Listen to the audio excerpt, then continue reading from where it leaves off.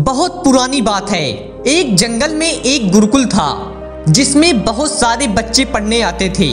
एक बार की बात है, गुरुजी सभी विद्यार्थियों को पढ़ा रहे थे, मगर एक विद्यार्थी ऐसा था जिसे बार बार समझाने पर भी समझ में नहीं आ रहा था। गुरुजी को बहुत तेज से गुस्सा आया और उन्होंने उस विद्यार्थी से कहा, जरा अपनी हथेली तो दिखाओ बेटा। विद्यार्थी ने अपनी हथेली गुरुजी के आगे कर दी। हथेली देखकर गुरुजी बोले, बेटा तुम अपने घर चले जाओ।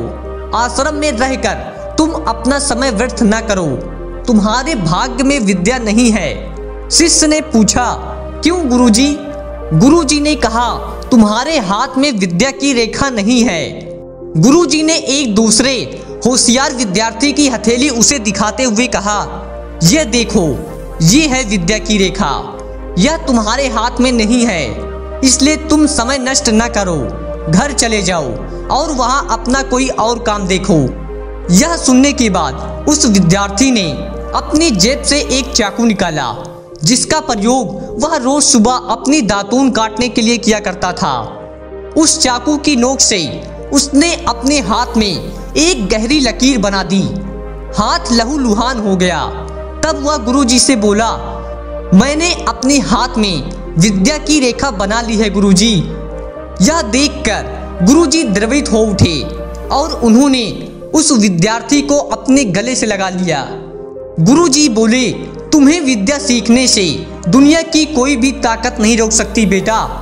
दृढ़ निश्चय और परिश्रम हाथ की रेखाओं को ही बदल देते हैं। दोस्तों, क्या आप जानते हैं वह विद्यार्थी कौन था? वह विद्यार्थी आगे चलकर महर्षि पर्णी के नाम से प्रसिद्ध हुआ, जिसने विश्व प्रसिद्ध व्याकरण अष्टाध्यायी की रचना की है। इतनी सदियां बीत जाने के बाद भी आज 2700 वर्षों बाद भी विश्व की किसी भी भाषा में ऐसा उत्कृष्ट और पूर्ण व्याकरण का ग्रंथ अब तक नहीं बना। तो दोस्तों, इस कहानी की शिक्षा ये है कि लोग चाहे कुछ भी बोलें, हम हर एक को गलत साबित करते हुए अपनी लगन और परिश्रम के दम पर जो चाहें वो सब कुछ हासिल कर सकते हैं।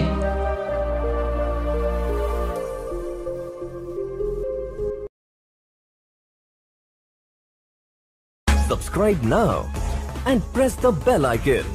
Never miss an update.